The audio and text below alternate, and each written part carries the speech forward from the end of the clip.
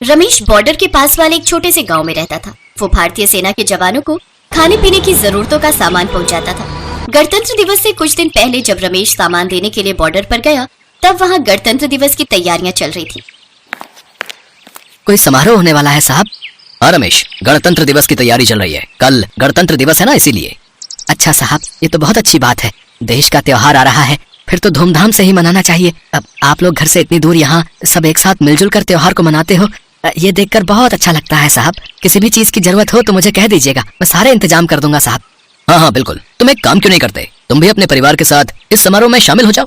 तुम इतने सालों से सेना के लिए काम कर रहे हो, तो तुम भी मौके का फायदा उठाओ भाई। देश के त्योहार का जश्न देखो, किस तरह से हमारे फौजी इस त्योहार को मनाते हैं। ठीक है साहब, मैं अपने परिवार के साथ जरूर आऊंगा।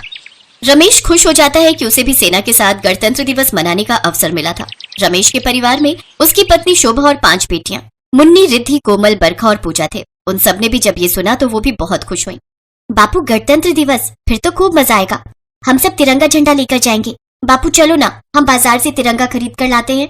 अगले दिन रमेश अपने परिवार के साथ तैयार होकर बॉर्डर पर पहुंचता है। बापू, मैं भी देशभक्ति की कविता सुनाऊं? हाँ हाँ बेटा, तुम सब यहाँ उत्सव में अपनी प्रतिभा दिखा सकते हो। देशभक्ति से जुड़ी कविता, कहानी, गीत कुछ भी यहाँ प्रस्तुत कर सकते हो। रमेश की बेटियाँ एक एक करके देशभक्ति के गीत और कविताएं स्टेज पर प्रस्तुत करती हैं।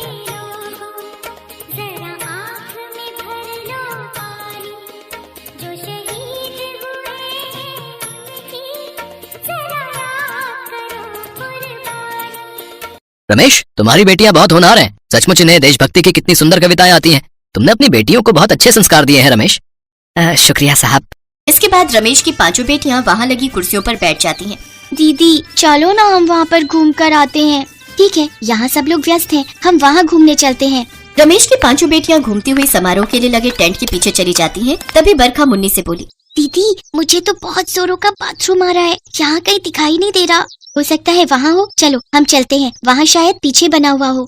5 बहनें टेंट से थोड़ा दूर निकल जाती हैं, पर उन्हें कहीं भी बाथरूम नजर नहीं आ रहा था। अचानक उनकी नजर 2 लड़कों पर पड़ती है जो कुछ बम विस्फोट की बातें कर रहे थे। जल्दी कर जल्दी, हमें जो काम सौंपा गया है उसको पूरा करके हमें वापस लौटना है। अब ये बम यहीं फिट कर दे और चल यहाँ से भाग चलते हैं। टाइम पूरा होते ही बम फट जाएगा। दोनों लड़के बम को फिट करके वहाँ से भाग जाते हैं। रमेश की 5 बेटियां घबराई हुई समारोह के बीच में पहुँचती हैं।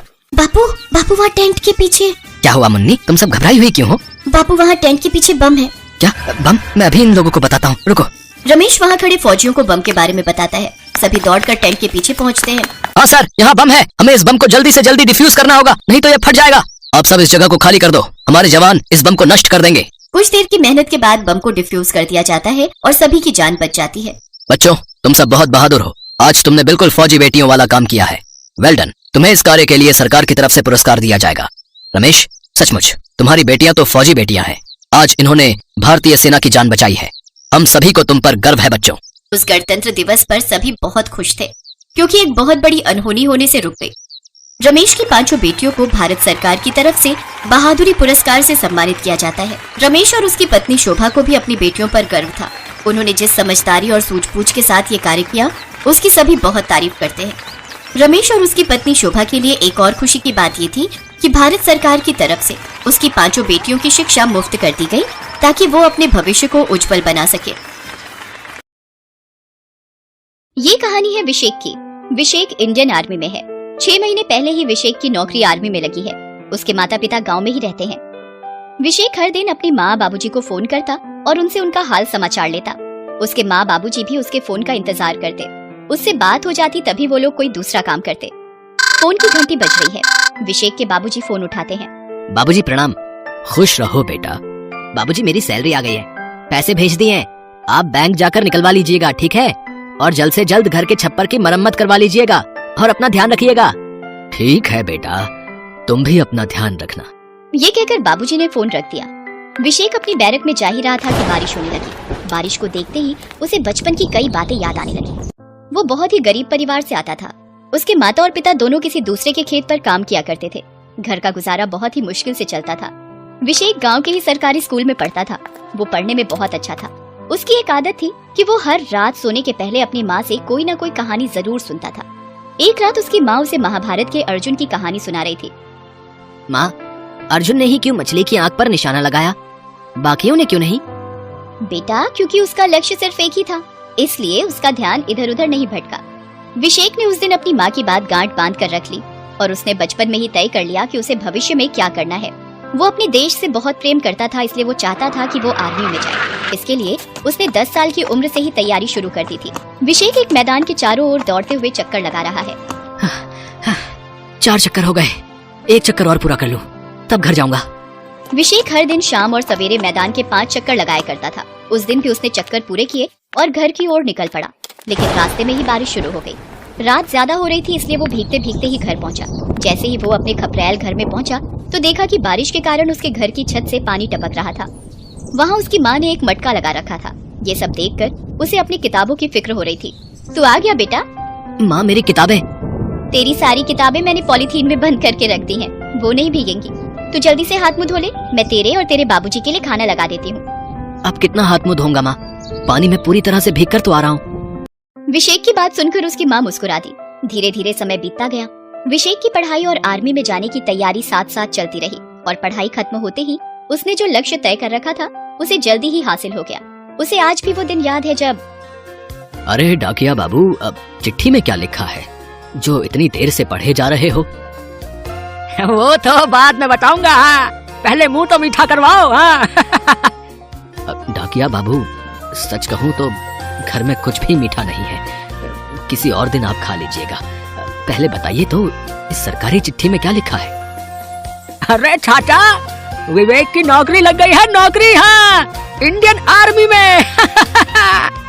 डाकिया ये बात बता ही रहा था कि अभिषेक भी वहाँ आ गया। उसके माता और पिता ने तुरंत उसे गले लगा लिया और ये खुशखबरी दी। कुछ दिन बाद अभिषेक के जाने का दिन आ गया। उसे याद है कि उसकी अम्मा और बाबूजी उस दिन कितना रोए थे। बचपन से जो बच्चा हर पल सामने रहता था, वो अचानक से बहुत दूर जाने वाला था। खैर, कुछ दिनों बाद ही अभिषेक ने एक अच्छा सा फोन बाबूजी को लाकर दे दिया और उन्हें वीडियो कॉलिंग भी सिखा दी।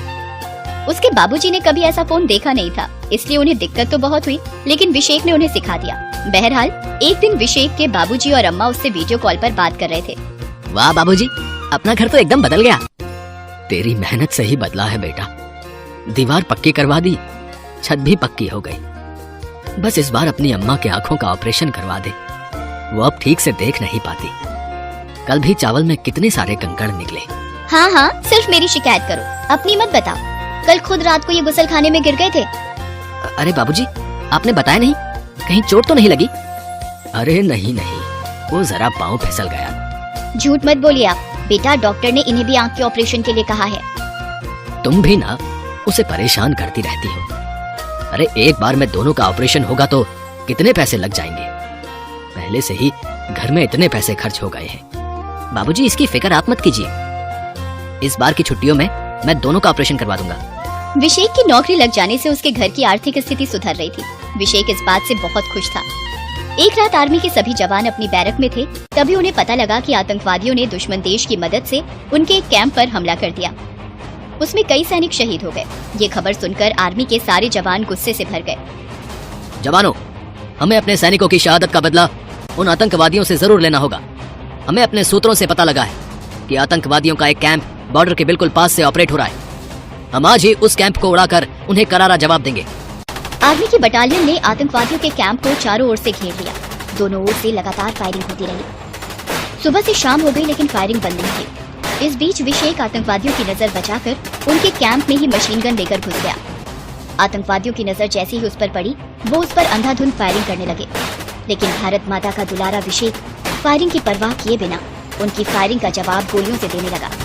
उसने सारे आतंकवादियों को मार गिराया, लेकिन उन आतंकवादियों की एक गोली इस जांबाज के सीने को भी छलनी कर गई। अभिषेक शहीद हो गया।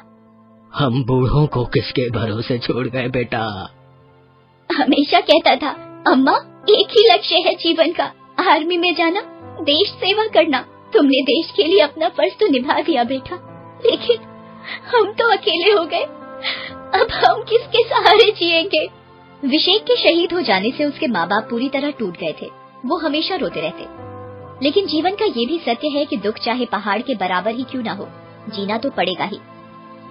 दूसरी ओर अब घर में कोई कमाने वाला नहीं बचा था, इसलिए उन बूढ़े माँ बाप को फिर से खेतों में काम शुरू करना पड़ा। पता है भाग्यवान, अब सच में जीने का मन नहीं करता। हमें मौत क्यों नहीं आ जाती?